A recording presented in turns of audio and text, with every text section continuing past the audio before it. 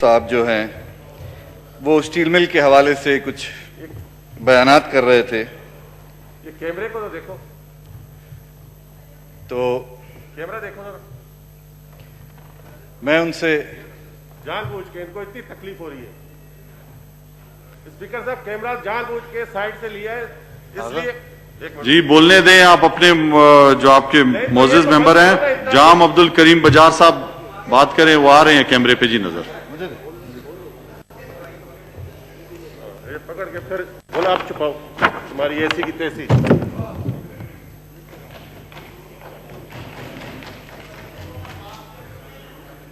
Sir steel mill के हवाले से इन्होंने गुफ्तगू की, तो उस हवाले से क्योंकि स्टील मिल मेरे हलके में है, लेकिन स्टील मिल में पूरे पाकिस्तान के लोग जो हैं वो काम करते हैं, तो इन्होंने पाकिस्तान पीपल्स पार्टी की गवर्नमेंट को पुट्टो क्या कहां से छुपाओगे? पाकिस्तान पीपल्स पार्टी की गवर्नमेंट जो 2008 में बनी, उसको इन्होंने स्टील मिल की तबाही का वो जो सारा लोड है वो डालने की कोशिश की है। तो मैं इनको बताता चलूं कि 2008 में जो रिसेशन आया वो सारी दुनिया में आया और स्टील मिल के प्राइसेस पाकिस्तान पीपल्स पार्टी के हाथ में नहीं थे। अगर इनको लगता है कि आसिफ जरदारी सब पे बारी, तो बिल्कुल सही लगता है, क्योंकि उन्होंने हमें 18th अमेंडमेंट दी, उन्होंने हमें एनएफसी दिया, उन्होंने वीट की एक्सपोर्ट में मदद की, तो हाँ वो भारी है, आप सब पे तो भारी है। 2004, 5, 6 और 7 में जो भर्तियां हुई थी उनका जिक्र ये नहीं करते क्योंकि वो मुशर्रफ के दौर में हुई थी। और जनाबे स्पीकर जी बात करें जी आप। मैं 2004, 5, 6 और 7 में जो भर्तियां हुई थी उनका जिक्र कर रहा था। वो बाबर गौरी जो एमक्यूएम के मिनिस्टर थे, जो आज इनके साथ बैठे हुए हैं, जो मुशर्रफ को रेफरेंडम में ये लोग जितवा के लाए थे, उनके दौर में हुई थी, ना कि पीपल्स पार्टी की गवर्नमेंट में हुई थी।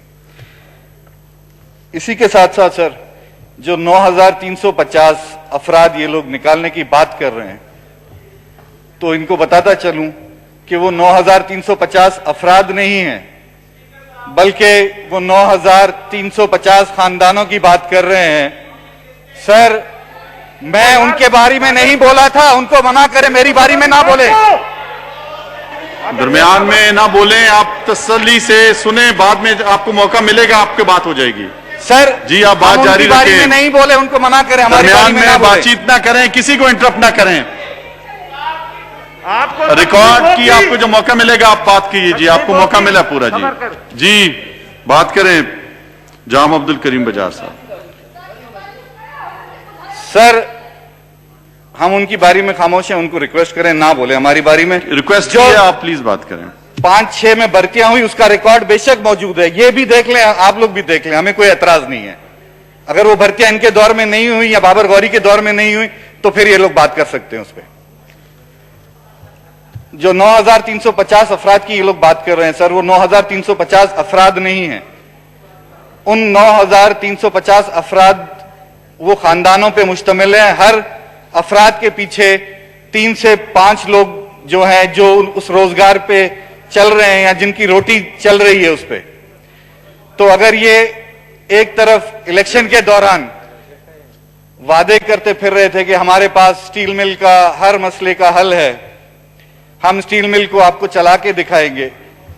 असद उमर साहब, उनकी वीडियोस मौजूद हैं जो उन्होंने आके वहां पे वादे किए हैं लोगों के साथ कि मेरी ये वीडियो संभाल के रखना, और अगर हम लोग आपके साथ स्टील मिल के मजदूरों के साथ मैं हर वक्त खड़ा रहूंगा। तो आज वो जो 9350 अफराद जिनको ये लोग निकाल रहे हैं, तो क्यों नहीं असद उमर साहब उनकी आवाज बनते, आए उनकी आवाज उठाएं इस ऐवान में। उनको हम नहीं कह रहे कि पीटीआई छोड़ दें, नहीं, आप बेशक पीटीआई में रहें, लेकिन उन मजदूरों की आवाज तो बने, आप उनके साथ शाना बशाना खड़े हो। आज वो मजदूर कराची में प्रेस कॉन्फ्रेंसेस कर रहे हैं, प्रेस क्लब्स के आगे खड़े हुए हैं। इन्होंने इस कोरोना के दौरान जहां इनको चाहिए था, जो वादे इन्होंने किए लोगों के साथ कि हम 50 लाख नौकरियां देंगे, 50 लाख नौकरियां ये शायद इस तरीके से देंगे कि जो लोग नौकरियों पे लगे हुए हैं उनको निकाल के उनकी जगह नए लोग भर्ती करेंगे। तो हम इस चीज की मजम्मत करते हैं और आप से इस ऐवान के लोगों से, और जो कोर्ट के फैसले को ये लोग ढाल बना रहे हैं कि सुप्रीम कोर्ट का ये ऑर्डर है, उस ऑर्डर के तहत हम इन लोगों को जो है नौकरियों से निकाल रहे हैं। तो यही वो मजदूर हैं सर, जनाब स्पीकर, इन्हीं मजदूरों ने हमें 94% तक प्रोडक्शन दी है। लेकिन चूंकि उनके उस टाइम को उनके जो रिक्वायरमेंट थी, या उनको जो मवाद या गैस या उनको रॉ मटेरियल सप्लाई करना चाहिए था, वो गवर्नमेंट का काम था। तो अगर उसमें कसूरवार है, उस वक्त की गवर्नमेंट है। अगर आप उस पर मलबा डालते हैं, अगर आप गैस की सप्लाई बंद कर दें, तो उन मजदूरों का क्या कसूर कि वो बेरोजगार हो जाएं। चंद चीजें हैं, ये सवालात जो उन मजदूरों ने मुझे दिए हैं वो मैं इस ऐवान में रखना चाह रहा हूं, अगर आपकी इजाजत हो sir. Ji ji. Pakistan Steel Mill earned operating profit for 23 years and net profit for 13 years. Pakistan People's Party sacked Chairman Pakistan Steel Mill on corruption charges at the floor of National Assembly on 18th August 2009 and directed FIA for investigation. Supreme Court took suo motu notice on article The Steel Mill Case. Appeared in Dawn dated 11th September 2009. Supreme Court transferred investigation from FIA to NAB in May 2012 with direction to complete within 3 months. But NAB progress after the passage of 8 years is unknown. What benefit came to nation from Supreme Court suo motu since 15th of 2009. Who appointed HUBCO as consultant and following steel experts, Aisha Steel, ISL and Al-Tawariki in violation of PEPRA's rule and regulation? Who were involved in omission and commission observed by Honorable Supreme Court White Judgment dated 23rd June 2006, short order in CP 9 of 2006.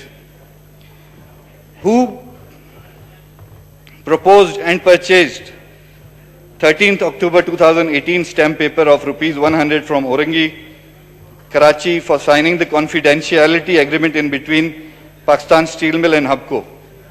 ये सारे documents की copies मैं इस ऐवान में पेश करूंगा sir.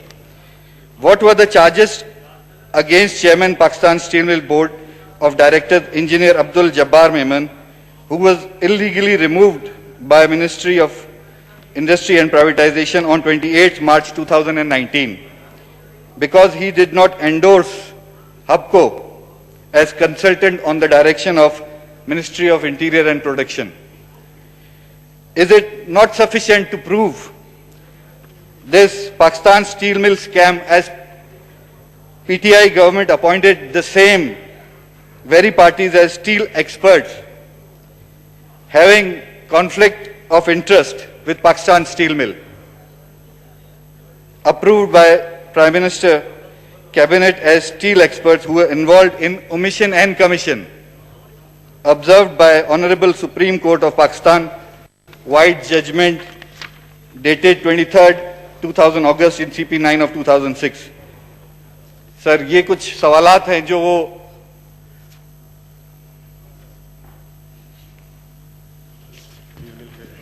जनाबे speaker, ये वही सवालात हैं जो स्टील मिल के मुलाजमीन ने मुझे दिए हैं ताकि मैं इस ऐवान में उठाऊं। आपका बहुत बहुत शुक्रिया। बहुत शुक्रिया जी। जी जनाब गुलाम सरवर साहब, आप तफसीलन बता दें। बिस्मिल्लाहिर्रहमानिर्रहीम।